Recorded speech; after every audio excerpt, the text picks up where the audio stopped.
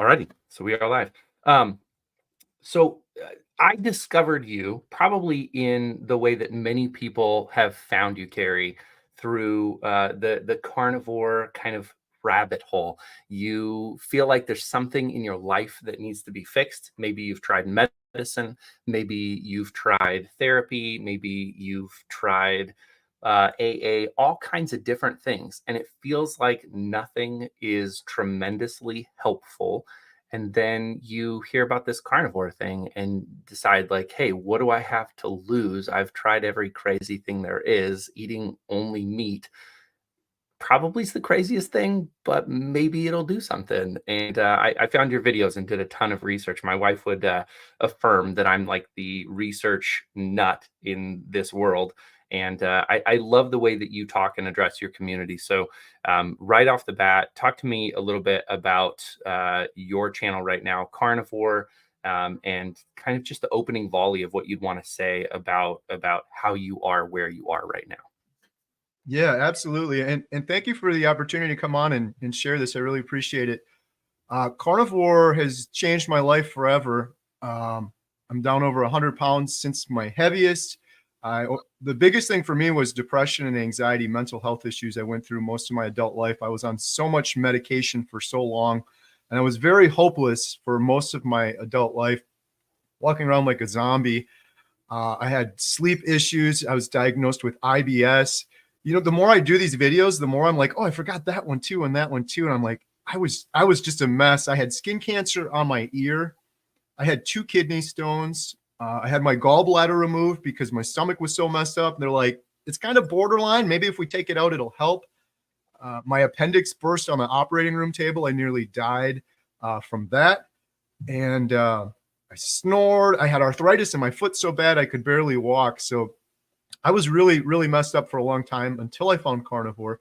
I also was diagnosed with the TIA mini stroke about 7 years ago. I was in the house and I looked over at my wife, and my part of my lip was drooping, and I was dizzy and I was confused and I couldn't find my words. And so she called 911, and I ended up spending 4 or 5 days at the stroke unit at the hospital. Thankfully, it was just mini stroke, so it was just temporary. I didn't have any permanent effects from that. But after that, they did more testing. They're like, why is this young guy, he's in his 40s, why is he having, actually I was in my late 30s then, why did he have a mini stroke? So they did a bunch of tests on me, and then they diagnosed me with congestive heart failure.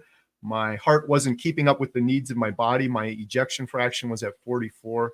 And yeah, I had a lot of things wrong with me. And I was watching YouTube, and I found this guy named Dante Ferrigno, who was doing this all meat lion diet. And I thought, this guy's crazy. There's no way. But then on the flip side of it, I had some good success with keto over the years. I did a keto diet years ago. I saw a documentary on Netflix about it, and it was the only thing that ever touched my depression. When all of that medication like turned me into a zombie, it really didn't do anything. But I had a moment when I did keto where I was like, something's happening here. I got to pay attention to it. So when I saw Dante, I'm like, I understand the science. Like if he eats only meat, that's got to be really good. There's low inflammation, but I thought he was insane. And then I went down the rabbit hole like you did, Jody, and I watched probably 1,000 carnivore videos before I ended up eventually starting. I love Dante so much. I love his sprinting videos that he's doing more recently, and the journey he's on. I love his reaction videos. He's a guy in this community like yourself who's ultra approachable, which I think we need more of. We need more people who are extremely approachable and are bringing kind of that, just N of one kind of information. I did this thing, and this is what happened to me. Right. If you can ignore me, feel free to. But I've seen your before and after pictures, Carrie, and it's really, really stunning. I know your wife is on the journey as well. I never come into these conversations knowing exactly what order I'm going to ask questions or how I'm going to talk about it. But something that I think is really relatable, not only to your journey as a carnivore, but to anybody who's used to listening to this podcast, is like, you oftentimes have a significant other who is along for the ride with you. And it's really difficult to communicate to them the urgency of participating in it with you. I know that your wife, or at least last I saw, so I'll out myself. I'm a few weeks behind now on some of your stuff. So things may have changed, but last I knew, your wife was actually doing carnivore with you for the first time and really enjoying the experience.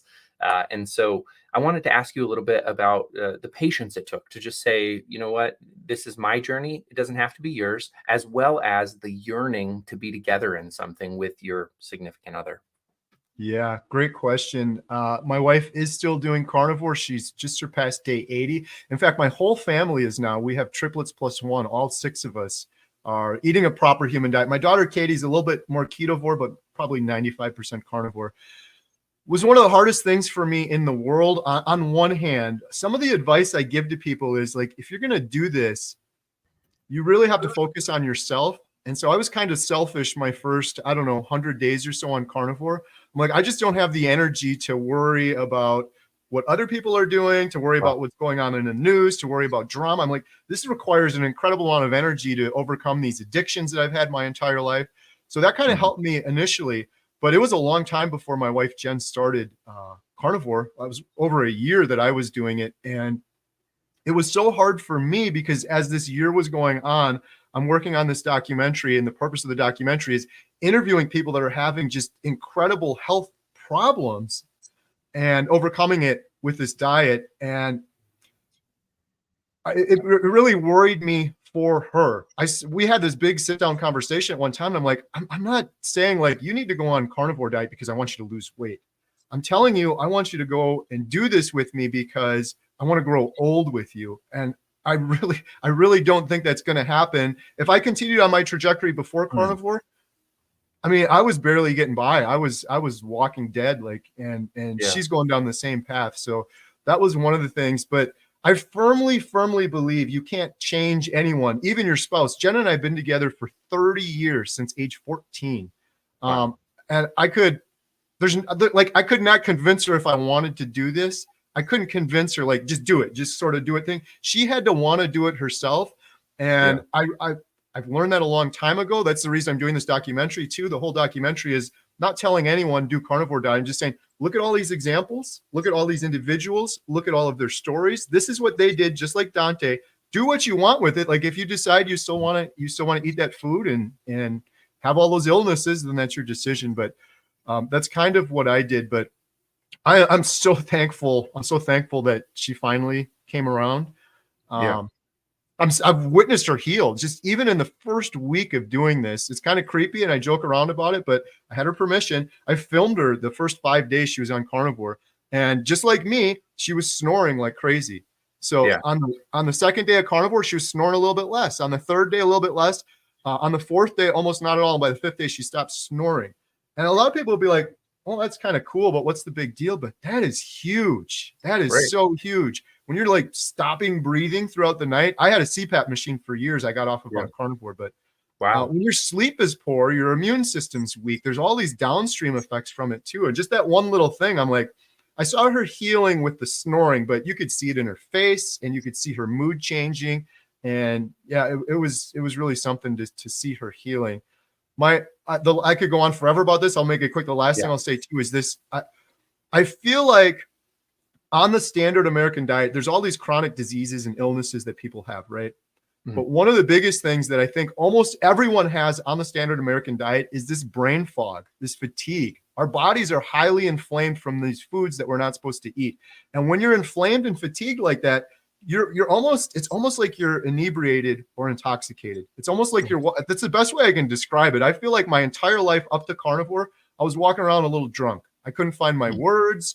My brain wasn't as fast. I could never be doing these videos and things like that. And I noticed that with Jen too. She's so much clearer. It's like, that's the person I married now versus almost like if she was an alcoholic and she's a little drunk, that's not really the person I married kind of thing. That's the best way I can sort of describe it. Yeah. Okay, so totally random moment because you were talking and I'm just thinking about Kerry as a human being. I'm thinking about Jen, and I know that you guys are involved in the church. I don't know what denomination or exactly how you identify yourselves. I'll let you do that for yourself. But this is something I've been wanting to ask a personality, an influencer in the carnivore world, and it just fits right here. There's a passage in the Old Testament, in the book of Daniel, where Daniel and his bros eat only vegetables because they're in the land of the Babylonians, and that one passage continues to haunt me a little bit. And I literally, this is my best chance to ask this question to somebody who probably knows the passage, knows what I'm talking about, and can contextualize for me a little bit. So way out of left field, but you were talking about it, and I thought I have to ask this before I forget. Are you familiar with the passage, and what are your thoughts, feelings about it? Yeah, I get so many comments on my channel, and Bible comments I get quite often. That one in particular. There's also lots of passages in the Bible talking about eating meat. So I guess that's one counter argument back. The thing I tell people is, I get a lot of people that will comment to me and they'll say, just like you said, that passage, well, why can't God provided fruits and vegetables for us. Why can't I have fruits and vegetables?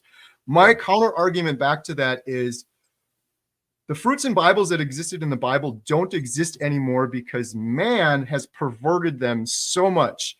You look at a piece of fruit right now, like an apple, it's literally a piece of candy. You bite into that and it converts to glucose in your body. It's like you're eating candy, and 2 hours later, you're hungry again.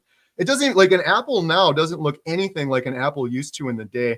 We interviewed one woman that was telling me the nutrients you get out of fruit now is about 1/7 what your grandparents would have eaten, because our soil is so deficient now. We're blasting it with glyphosate. We're using chemicals. So the fruits and vegetables, I always tell people, the fruits and vegetables they mention in the Bible, sadly, they don't exist on this planet anymore. We've changed them so much. The other thing the Bible says is, this is the first commandment, right? Thou shalt have no other gods. I really believe this is a strong one. All of humanity, myself included, I'm not judging other people, I idolized my food before doing carnivore. My food was number one, like that. And I think that's the case for so many people out there. What are we going to eat? What's for dinner? You go to a family reunion. What's for birthday parties, birthday cake? Everything is about food. And we recently interviewed Pastor Jimmy. He's a carnivore.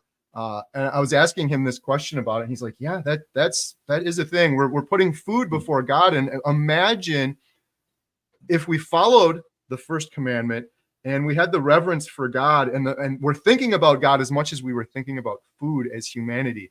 What a different world it would be, because I feel like most of people are idolizing their food, and it's become an addiction. It's kind of the number one thing in their lives. So absolutely. I have baggage around some of this conversation, so we'll see where this goes. I had a good friend. I've mentioned him on the podcast before, and I still consider him a friend. We're not in touch as much, so to call him a good friend at this point is manipulative. But I really care a lot about him. He's a phenomenal musician, and he played in the church band, and just like, he can handle any instrument with top skill. He's just so good. And he decided that he was going to walk away from music because he was concerned that he would live in an ivory tower and it would be an idol for him if he kept doing it. And so he still will play for, I think, the church band occasionally, but it's a very rare thing for him. And he didn't want that idolatry. I'm not actually making a one-to-one connection between what you said. I'm just touching on this sort of like difficult concept for me of, and let me relate it to you too, because healing humanity for you is going to take a lot of your time. It's going to take a lot of your effort. And you now currently believe that the carnivore lifestyle is one that can change a human being fundamentally in like all planes of being a human. How do you decide when something is idolatry versus when something is just extremely important and worth pouring yourself into? I'm not going to out myself on my thought process on this, but I'd love to hear from you. Like, how do you walk that line right now? Wow, that's a great question. I feel like I don't know if I have a great answer for other things other than myself personally for this healing humanity, but this whole thing, it feels like I am honoring God and I'm doing God's will by doing this. I feel like this is a mission. This is a purpose, that there's so many people in the world right now suffering, and that this is the best thing I can do with my time. So I feel like the first commandment, have no other gods before me, and don't idolize other things. I feel like I'm honoring God through this, through what I'm doing. Hmm. And I guess the example for your friend, I feel like he could do that too through his music, Yeah, inspiring people. me And too. so I feel like all of us have our own purpose and mission, and we can still honor God while doing that thing. It's like, man, having a purpose is so important in life. And you have your purpose, I have my purpose, your friend has his purpose. But I Yeah, think we can have that purpose while still honoring God. I just feel like the food for me before was not honoring God, and it was more of an addiction. It was more of like a pleasure sort of entertainment thing, almost like a drug for yeah. me in the past. I'm early in this journey. I went just about 40 days as a carnivore right around the beginning of the year. In fact, I was so excited to get started because of videos that you had put out, Dante, and other people, that I dived in before New Year's. So it's my pre-New Year's resolution to be a carnivore and see what would happen. So like December 26th, day after Christmas, I decided I would be carnivore. And I did that for about 40 days. Came off it with a nice drink of vodka because I really like alcohol. And for about the next month, right up to Easter, I just felt like trash. It was horrible. I did not enjoy myself. It was bad. And part of me was like, this feels like a trap. I've changed my digestive system to this all meat diet, and I feel great when I'm on it. But if I stray just a teeny bit, I'm punished. I was actually working toward another topic, but I want to stop there and say, for people who are listening and thinking about this, that's kind of true. When you get carnivore and your digestion starts to switch over, it really makes you feel great, and it punishes you if you jump off. Talk about that a little bit, I guess. Yeah, it's kind of all or nothing with carnivore, and this is a tricky concept for a lot of people, myself included, when I started, because I tried so many different diets.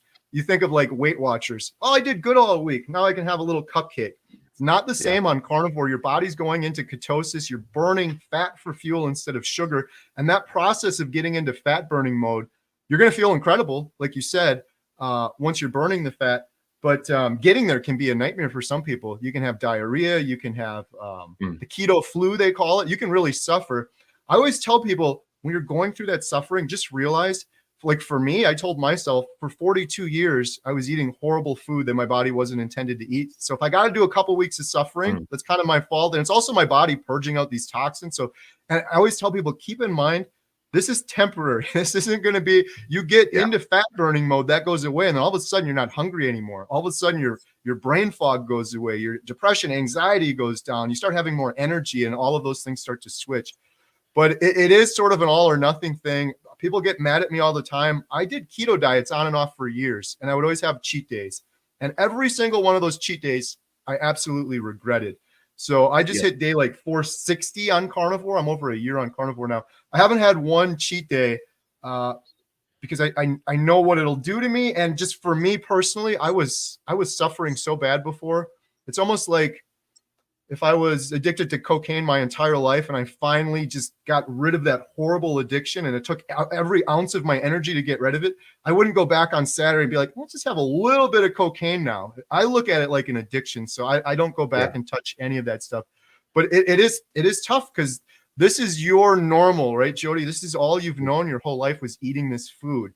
I always Right. tell people too, though, this is just your normal. This isn't the normal throughout humanity. If you look at humanity since the start of time, what we're doing right now, how Jody's eating and how I was eating and how most people are eating the standard American diet, it's like the biggest science experiment of all time. This last 100 years, it's just about a sliver in time of the grand scheme of things. For the majority of time, we were hunters and gatherers. We'd go out in the woods, we'd kill a big animal, we'd eat a bunch of meat, we'd fast maybe for 4 or 5 days before we found more meat, and maybe we would get some berries here or there in summertime.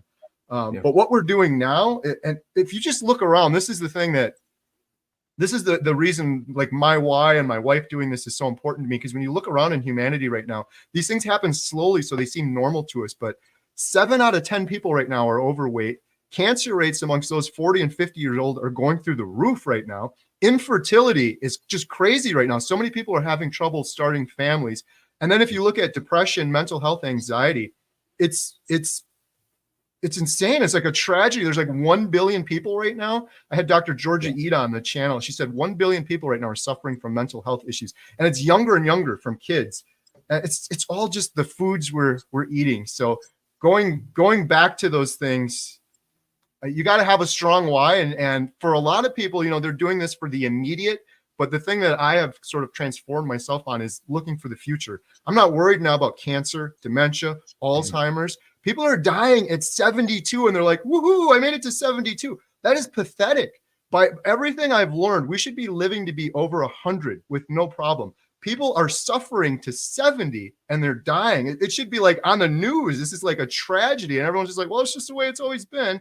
It's crazy. So sorry, I'm going off on a You're good. tangent here. What I love is that you really spoke into kind of where I was driving with my comment in the first place. I got back from people who listen to my podcast know I travel a lot right now to do book shows. So I'll set up at a Comic-Con in person and sell my books. And I gotten back from one in Kansas City just in time to get to the golf club with my wife. And it's really difficult for me to be away from her for the weekend because she works the 9 to 5 right now.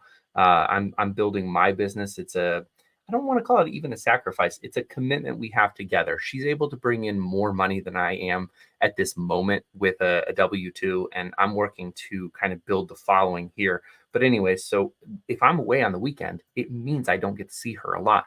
And so I got back on Sunday. I was really excited to see her. But there was a small town gathering for a 50th anniversary of 3 different couples in our town. So it's like a big moment. And yes, I need to go to this, even though I don't want to, because I get to spend that time with my wife and I don't ask her to sacrifice like her life in order to just be with me. So we go to the thing and we're there. And right now in a small town in Nebraska, you probably actually feel this way because I believe you're in Wisconsin. If I'm wrong, I'm close.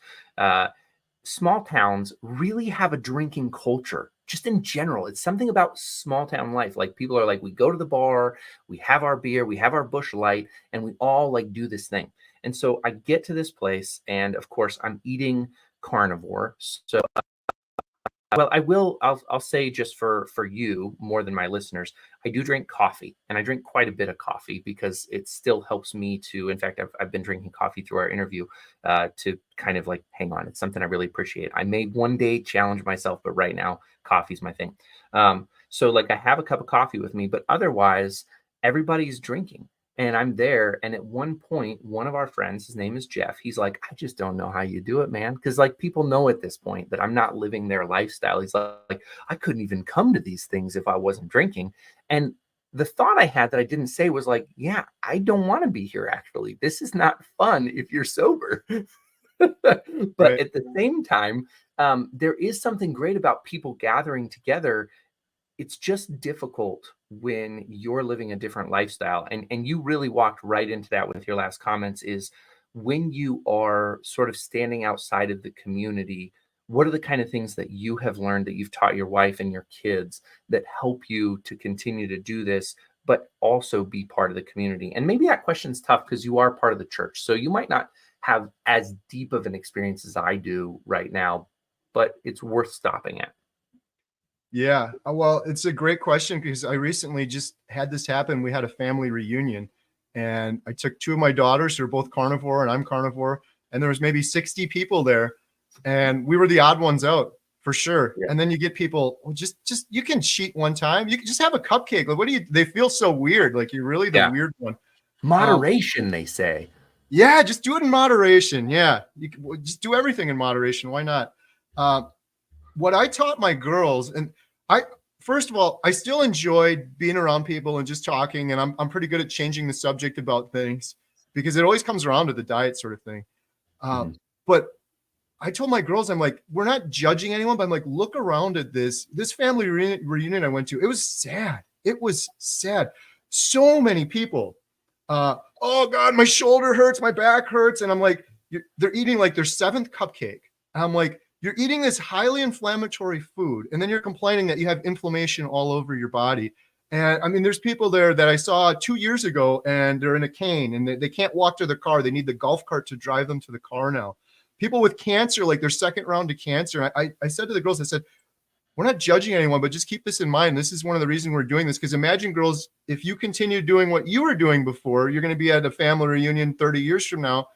Every single person here is not healthy. Like it's kind of sad. Yeah. So I try to observe, and the other thing that has helped me really, though, to answer your question more, is the carnivore community online has kind of replaced some of what I'm missing offline. Whether that's YouTube through the comments. I've been going to a lot of meetups. I've been traveling just like you. If you can get to a carnivore meetup, it's amazing. There's a lot of free groups too. I'm on Dr. Ken Berry's group. My wife is on Bella Steak and Butter group. I think she pays like $30 a month, but there's a free one on Facebook, like Meat Sisters. There's lots of free Facebook groups.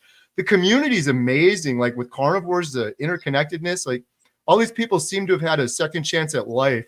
And when you're hanging out with these people, when you're living in a world where everyone's kind of addicted to sugar and the standard American diet, I think getting more involved in the online community has been something that's helped me out a bunch. Yeah. Talk to me real quickly, and then I want to pivot into kind of my podcast community a little bit. But talk to me about the Lion Diet version of this. It's one thing that, like I said earlier, I do coffee, so I've never Lion dieted before. And if I'm fully transparent, I've experienced a ton of the benefits of carnivore, but never the deepest benefits that I hear Ken and Dante and you talk about. There's always a small part, and let me be more pointed.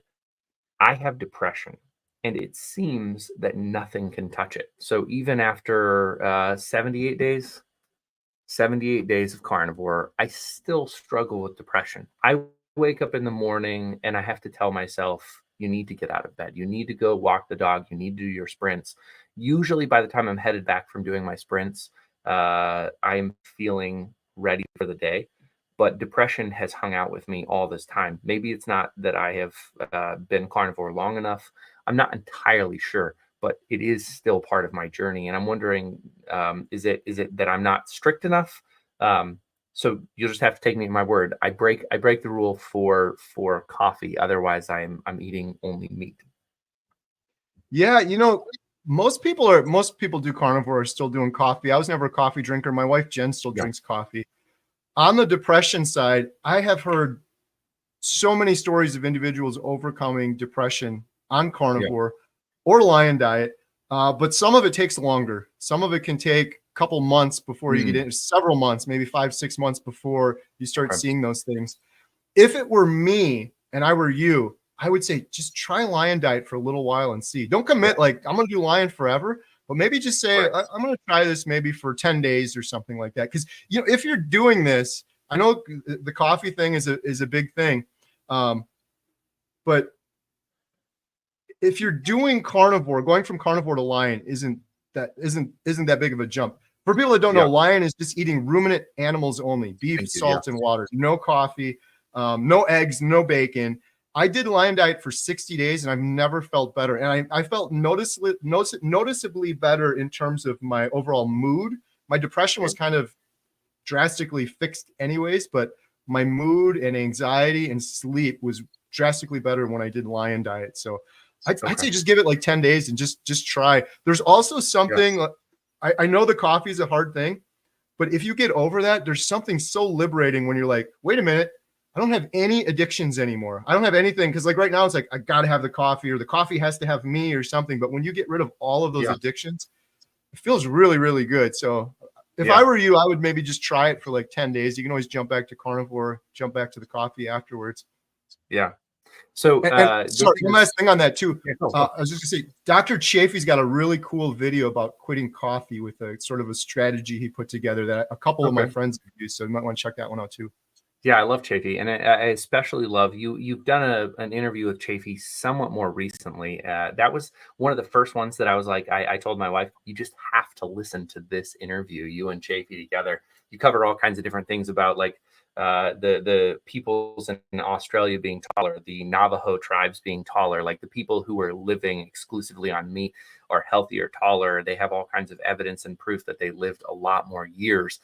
So some just really kick-ass type of data that I really enjoyed about that. My wife is funny. She really enjoyed you. And she's like, Dr. Chafee just seems a little bit smug to me. She does not like the way he delivers his info. But love science basis for everything. So I enjoy all the different voices in the community. How I want to pivot is you've got like Hunter S. Thompson, Fear and Loathing in Las Vegas. You've got drugs and alcohol. You've got like this whole community of artists and people who honestly probably don't care whether they're addicted to anything because they're in search of this explosive moment. I find myself sometimes persuaded by the idea that everything in service of creating something memorable. Catcher in the Rye, like I just said, Fear and Loathing in Las Vegas, 2666 is a book I love. And I feel like all of these guys uh, have created a world of entertainment, but also of connection, teaching the human experience. And all of them say that drugs helped them get there. I actually came to Carnivore to get away from drugs because there was something really destructive about it. And I have this really terrible push pull where I love to be altered in my mind, but it also destroys me. And so I think that there's a huge part of the carnivore community that comes here to escape. There's addiction, but there's also mastery, to be mastered by something, to be owned by it, to no longer have a say in the conversation. That's why I came here. I'd love to hear from you because I know that you've been talking about that a lot, but speak directly to those people right now who feel like they're going to lose an essential part of themselves by trying carnivore for any reason. Yeah, I can only say this. I have interviewed so many people on carnivore now, and one of the biggest things I hear is that it's unlocked something in their brain, myself included, I didn't know was there before. It's like I can see clearly for the first time, and the best analogy I can give people is when I was 14, I got glasses for the first time. And I remember going outside and putting the glasses on, and I could see every little leaf and twig on the tree.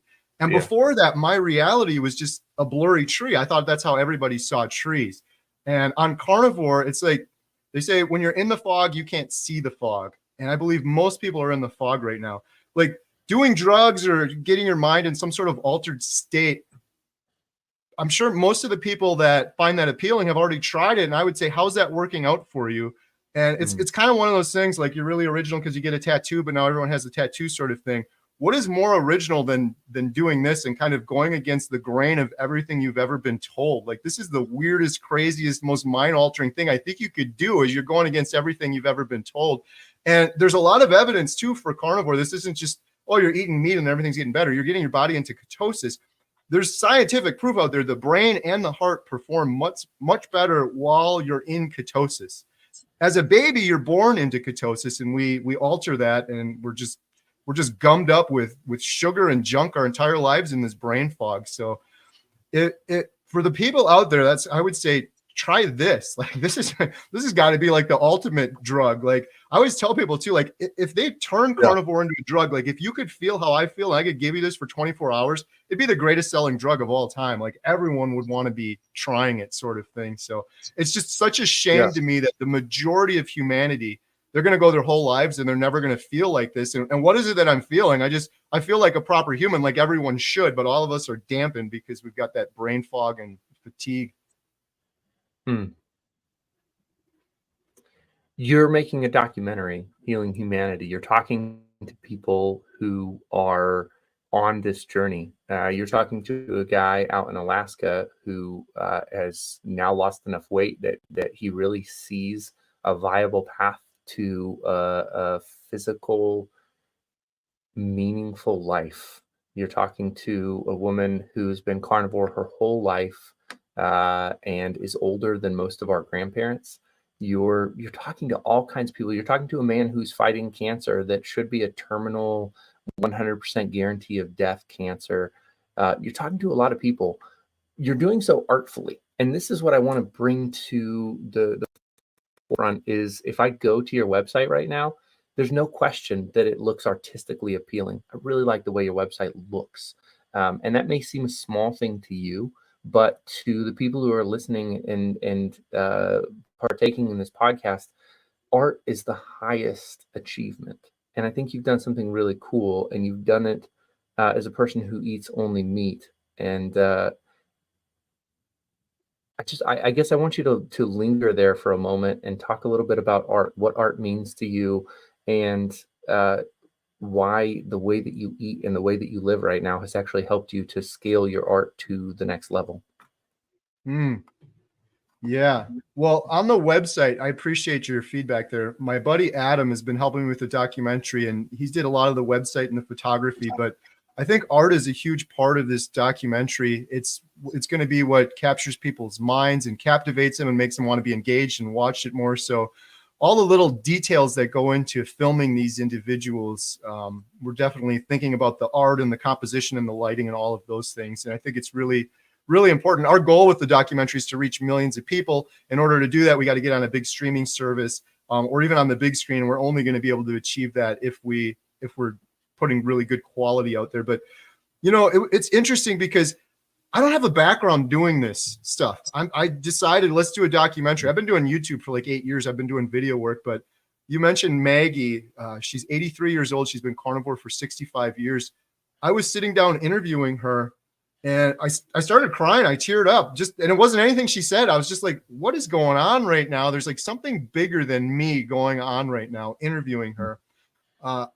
And I don't know if it's art or what, but her words, just how everything was just coming together, the lighting, the composition, her words, the interview.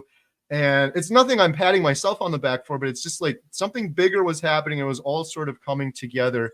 And I think part of it is there's the art of how we're presenting these stories, but then there's the individual art of each person that has their own story, if that makes sense. And that's really, I think what's different about our documentary is instead of doing a documentary about carnivore and the science on it and all of this stuff, it's like, no, these are individuals. These are real people that are yearning to have their story told. I'm just sort of the conduit for it and trying to get the proper lighting and try to get everything to look beautiful, but it's their words that are going to make the big difference. So Yeah. There's something really powerful about the experience. And there's so many people I know who are deeply protective of the way that they communicate the message. A guy that's been a co host with me on and off over the years, uh, Chris, really enjoys smoking pot. He's in a place where it's legal, and he and I will talk stories. So going back to the time when that was part of my life, like we would always laugh because I would try it and it felt like I was just like weighed down in spider threads and like I couldn't think and I couldn't communicate and I hated it. But he loves it and he feels like it's part of who he is. And then not long ago, he took a little break. He felt like it was time for a break, and he was like, I just felt so clear and so focused. It was amazing. And yet he went back to it. He went back to the old way. He had time where he peeked above the clouds. He saw what was going on and decided that's not all that I want. And I know Chris will listen to this, so he'll have a conversation with me in the future about this moment. But I'd love for you to talk to Chris and to the other people who maybe think like, "Ah, I want to change the way that I am relating to substances, food and sugar, marijuana, all kinds of other things. What does it mean to step away, and how do you stay away? Because I think what I'm leading to with this question is um, there's no highs in carnivore, in my opinion. You said earlier that if people could feel the way that I feel, they would want to bottle this drug and use it always. But in my experience, there is a steady, consistent energy, focus, calmness that comes from being carnivore. There is no like mountaintop, like I feel amazing. It's just kind of like right. predictably great all the time. Talk to that. Yeah.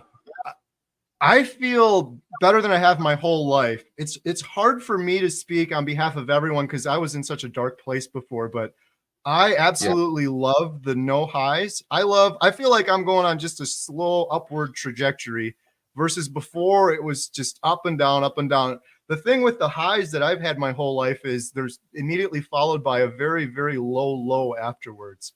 And I don't have Yeah. that anymore without these addictions. Um, and like I think sugar in the standard American diet it's one of the biggest addictions of all time. It's so hard to describe to people, but having no addictions whatsoever, it's so liberating. I feel incredible. I really don't yearn for anything more than that. I feel better than I have my entire life. And the thing that I've noticed, and when I've interviewed other people, is it seems like we're retraining our brains to some degree. I used this analogy before, but I look at it like this. I feel like carnivore has healed my body and healed my brain, but I wasn't able to like strengthen my brain or take it to the next level until it was healed. So for example, if in high school, if I injured my knee, right, and I needed surgery and it always hurt, I couldn't strengthen that knee until I healed it, right? And now I've finally healed my body and my brain. So now I feel like I can take my brain to sort of another level.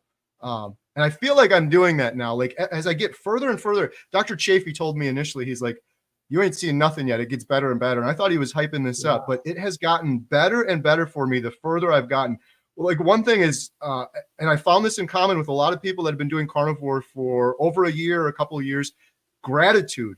Every one of these people are like, I have so much gratitude. I interviewed this lady in South Carolina. She's like, I wake up every morning, I look at the sunshine, overflowing with joy and gratitude just to be able to see the sunshine.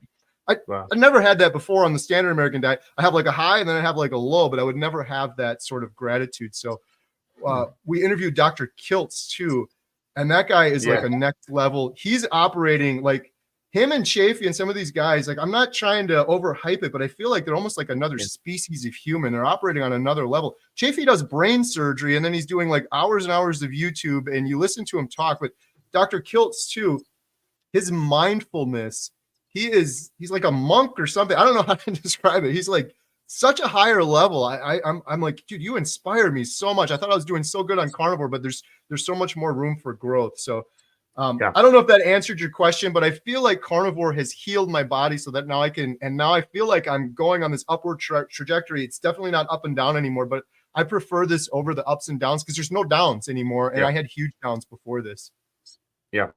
I'm going to have an episode that's going to drop of the podcast here very shortly. That's going to talk a little bit about manifesting. It's another area of this process that I'm very interested in. So Dr. Tara Swart-Bieber, she'll eventually be on the podcast when it works out for her. She's got a new book coming out. She talks a lot about the science of manifesting. So similar to Dr. Chafee, she's highly credentialed, and yet she talks about this sort of woo-woo thing of like, put your up on the wall and clip out from magazines like Your Ideal Life and start to visualize where you want to be and what you want to do and manifest your life. People are probably familiar with like The Secret. It's a bit like that. He very much takes it to a scientific perspective and graduated from Oxford, knows so much about these things. I find it really interesting how much we are chasing after something. And yet what I'm leading to with this question is Dr. Tara, Kerry Mann, Dr. Kills, Anthony Chafee, all of these people are literally in the lane that they're talking about. And so what I want to discuss is, what if I am the person right now, YouTube channel about carnivore? I'm not the person who's going to start a YouTube channel about manifesting. I'm the person who's going to write. I literally have to just pull up my pants, tighten my belt, and work my ass off to get that novel in front of the next million readers. And it's going to be tiring and difficult and challenging. Why should I be a carnivore along that journey? Because I'm never going to make any money as a carnivore. I'm only ever going to make money as a novelist. But in order to do that, I have to be the 1% of 1% of people who just lasts. I'm doing this documentary to follow individuals over the course of a year that are overcoming these crazy health issues. But every person I've interviewed, I learned something different and unexpected. And one of the unexpected similarities between all these people, we just filmed 14 people in Austin like 2 weeks ago.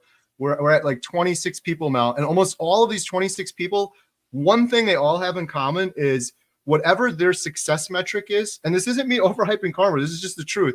Whatever their success metric is, as they get further and further along on carnivore, they see their success going up and up. I don't know what the mechanism is. They have more energy. They're not sick anymore. They're not inflamed. They don't have the brain fog. I don't know what it is, but I've heard that over and over again to the point where we just interviewed Pastor Jimmy, carnivore pastor, and his wife, and he's like, "I've been carnivore for a year now. I've been a pastor his entire adult life." And he's like, my congregation doubled in size over the course of the year doing carnivore. I hear things like that over and over again. Me too, just like my little YouTube channel. I had like 80,000 subscribers. I have like 230,000 now. Is it because carnivore is so popular? Or is it because my brain's working better? I don't know what it is, but when you are set up so that you are performing at your optimal, when your body's in ketosis, your heart's performing more efficiently, your brain is, you get rid of that brain fog. It seems like you start making better decisions.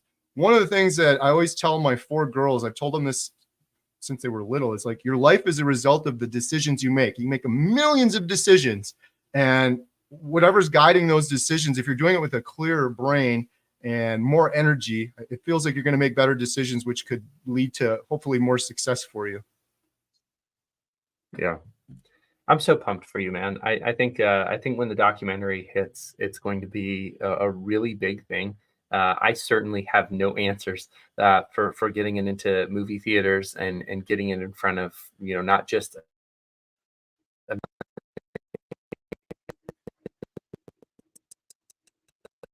you continuing to do exactly what you just said, is staying the course, being authentic, being real. You are all of those things. I'm deeply impressed by you, by your wife. I love watching your videos and seeing the progress.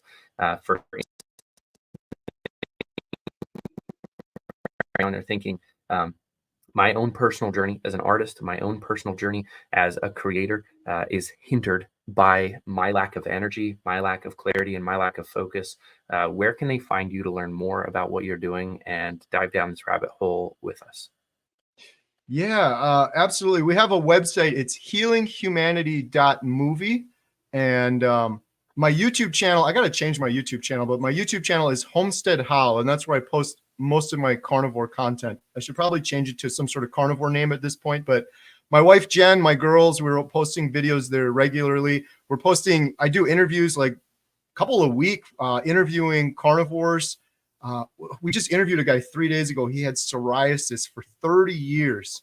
He'd wake up and his sheets were bloody. It was completely horrible. Depression and psoriasis completely gone. He's been carnivore for 1 year now. His psoriasis is gone. His depression's gone. He's like, I have a new lease on life. So we're interviewing individuals like him on the channel. So those are the 2 main places. Wow. Well, thank you so much, Kerry. It's been a great pleasure to speak with you, and hope we get an opportunity to catch up again in the near future. Absolutely. Thank you so much, Jody. I really appreciate it.